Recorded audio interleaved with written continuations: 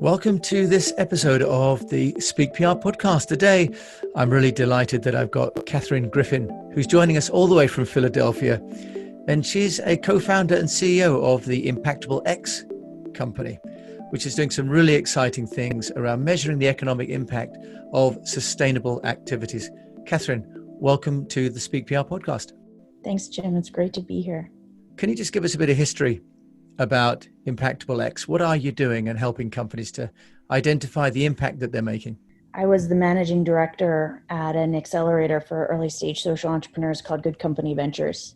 We worked with the Obama administration's Climate Data Initiative and Bloomberg Philanthropies and Wharton Social Impact Initiative and others, all around supporting new innovations to solve really old and challenging social and environmental issues. And over the course of that time, so many of the founders were really grappling with how to verify and validate their aspirations for impact, how to differentiate themselves in front of investors, impact and traditional venture tech investors, and how to really sort of legitimize what were otherwise anecdotal experiences of impact on final beneficiaries. And so we looked around at some of the other approaches to impact quantification and verification and found that they really applied to later stage companies, corporations really. And they evaluated, supply chains and operational footprint, as opposed to measuring, the products and services of a company. And they were also strictly retrospective. The entrepreneurs we work with were really grappling with a way to engage investors around their potential, right? They have new innovations, they can solve massive challenges, and they need to engage investors around that possibility. And so we needed an approach to impact quantification that captured that future potential. And so it was really out of this personal experience with entrepreneurs and, seeing their real struggle with this issue for years, among hundreds of entrepreneurs, that we developed an approach to quantifying social impact and projecting it over a given term. Just talk us through what's the real mechanics behind the system? So many entrepreneurs, I think, struggle with the data piece, especially on the social side, which often is viewed as quite subjective or anecdotal, as I mentioned before. And so what we do with our founders is we operate on a unit level. So we take a unit of sale, think of one thing sold, or one buyer sold to, and identify the impact on a unit level. And where a company is lacking primary data, which is often the case with startup companies, we are able to draw from comps, from comparables, from other companies that are doing similar things and the efficacy that has been proven there, or through third-party research that says this kind of an innovation can do or generate this kind of impact. But generating that impact on a unit level really makes it much more manageable. We have a 3-step process. It's very simple, it's very straightforward. First step, we define the metrics. So take, for example, a ton of carbon as the first impact metric. Then in the second step, we identify the unit level impact. So for each thing sold, how many tons of carbon are abated or saved, or in one case from a current client, actually pulled from the atmosphere to generate a new product. So we relate a unit of sale to a unit of impact. And by operating on a sort of individual basis, we then allow entrepreneurs to have a dynamic future-looking projection. Because if we know the impact of one thing sold, then we know the impact of 50 or 100 or 10,000 things sold over the next 5 or 10 years. So what would be some of the kind of models that you're running for companies? Can you give us a case study? You mentioned one company that's extracting carbon from the atmosphere. Can you talk us through a case study?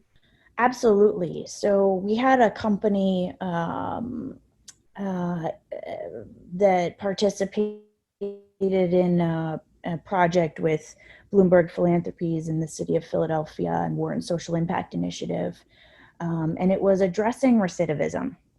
And the company has now gone on to do incredible things. But when he worked with us, he was still just very new. And the idea was that by selling certain types of tablet technologies into prisons with educational content built in, they could reduce the likelihood of recidivism of an inmate returning to prison within a certain period of release.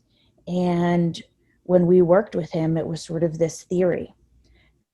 And so step one, we identify his core metrics. For him, it was reduced 3-year reincarceration rate and sustained employment 1 year post-release. Then in the second step, we talk about that unit level impact. So here we're talking about a prison. So we looked at how many prisons he expects to sell to over the next 5 years, how many prisoners in average are in each prison, how many active users then per prison will use his product, and then of those, how many will be released over a given period and won't return to prison based off of what the research says. And sure enough, the Rand Corporation had recently published a report that said that this type of educational content can reduce the likelihood of returning to prison by quite a substantial percent. And we typically like to discount that percentage just to really engage stakeholders and operate as conservatively as possible. And so now we have a rough number of prisoners who, based off of the research, won't return to prison, to that one prison over a given term. And so we can then apply that across all of the prisons that he expects to sell to over the next 5 years. And we get a total number of prisoners who, based off of the research, won't return to prison within the next 5 years. So that's an impact output, or KPI. Then in the third step, we look at economic valuation of impact, which is something you and I have talked at length about. And this is where we look at new value created and costs avoided as a function of the impact. And so here we looked at what it costs a state every time an inmate is released and returns to prison within a period of time. It's expensive. I mean, the costs to the state are astronomical. And so again, we often even discount it and look at averages over the entire country. But we're able to multiply then this economic value of one prisoner returning to prison within 3 years of release by the number of prisoners that the research says will be impacted by this technology over the same period of time. And we get a social impact projection for that one metric, which represents the total impact value that this company can generate over a given period of time pursuant to their sales and revenue projections. Oh, how interesting. So also what's coming out there as well, though, Catherine, is that it's not just a sort of an environmental index in terms of like carbon or water, right? It's lots of different metrics that you're making impact. So that UN sustainability goals that cover so many different aspects, you're really talking to a large number of them, right? That's right. That's right. So this gets into a little bit of the theory behind our approach, which is social entrepreneurs are solving massive problems. And by solving massive problems, they create massive value. But they can only monetize a portion of that value that they create. And so if you just look at a company's revenue model, you're missing all of that additional value that they're creating. And so our approach really tries to capture all of that external value, whether that value is experienced by the buyer or whether it's experienced by the commons. We try to capture that value. And so that can be social or that can be environmental. And so that's why really getting clear on what the metrics are in that first step. And yes, aligning with global standards like the Impact Management Project, IRIS Plus, and notably the Sustainable Development Goals, their indicators and targets as well, is so important because it's not standardized, and the kinds of impact that different innovations in business models and technologies can have should really be acknowledged, I think, on a case-by-case basis, even though they can roll up into more sort of general categories or impact verticals. If there's a business owner out there, what are they getting? Do they come and engage ImpactableX and get a software in a box? Do they get consultancy? Absolutely, yeah. So when we work with a founder, we start by having that conversation about their company's impact metrics, and we understand their business model.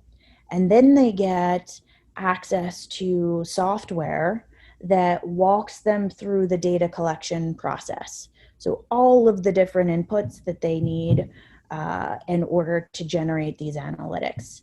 So they get access to the methodology and they get guidance through it, customized for their specific innovation and business model. And once we have all of the sort of baseline data collected, then we generate the following deliverables for them.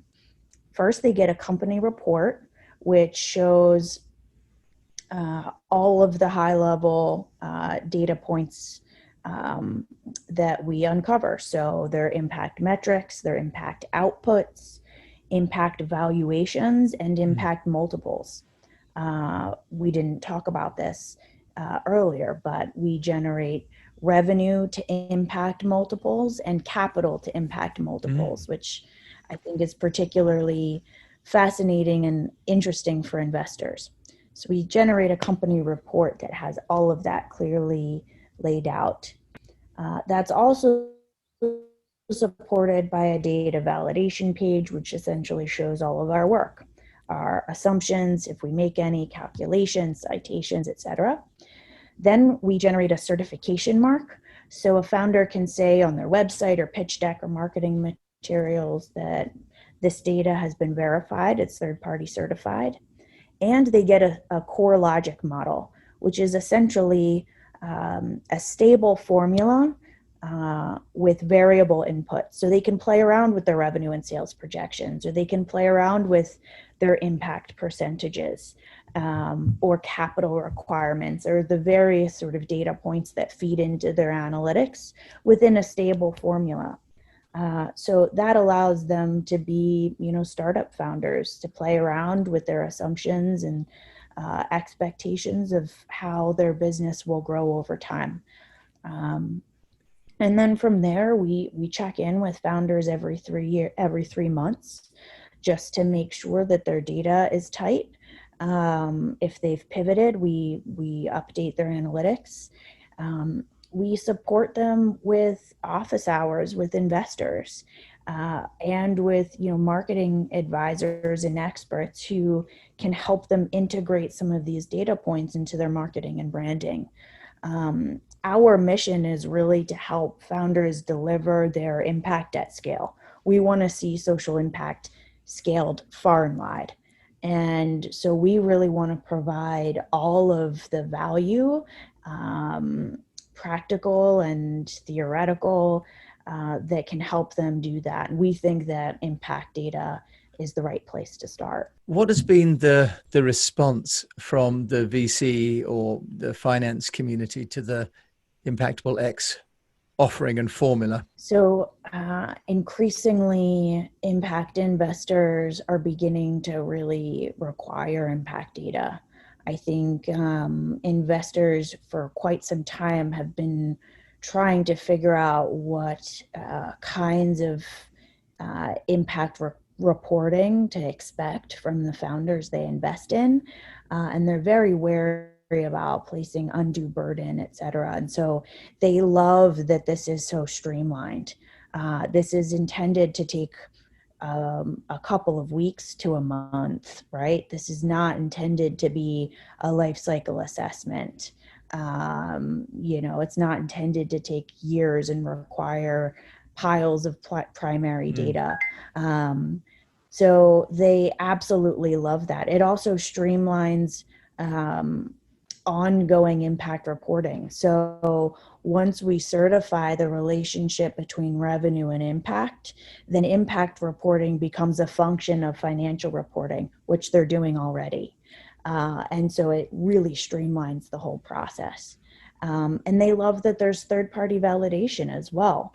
It adds a degree of credibility and legitimacy to the impact claims of entrepreneurs. So the other piece here is that by converting it into a dollar value, it allows impact to integrate into traditional fund management practices.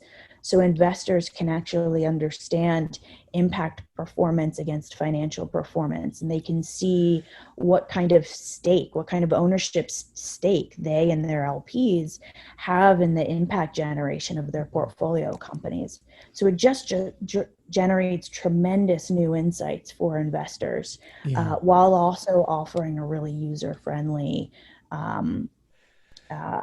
approach. So it's been resounding, the reception. Wonderful. I can understand why as well, having done IR work for clients and a listing before.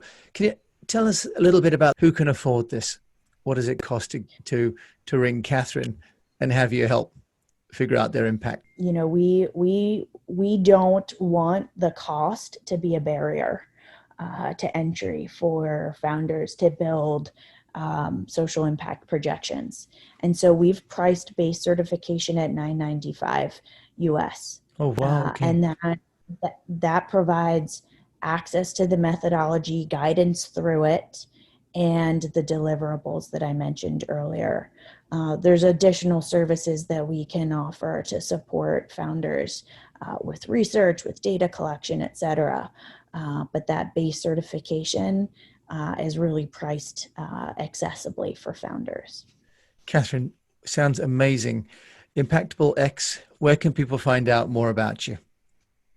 Sure. So you can find me on LinkedIn or visit us online at www.socialimpactprojection.org. Wonderful. That's quite a mouthful, that URL. So I'll put that in the show notes. So thank you, Catherine, so much for joining me. I know that you're a very busy lady, so thanks for making time to share what you do with ImpactableX. It's been a real pleasure, Jim. Thank you so much. Great. Well, you've been listening to the Speak PR podcast, which is a show for entrepreneurs and business owners who want to unlock the value in their businesses through better communication.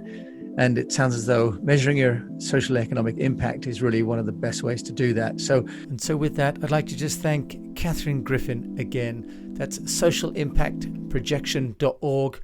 And in the meantime, I wish you the best of health, a profitable business, and that you keep on communicating and measuring your impact on your world.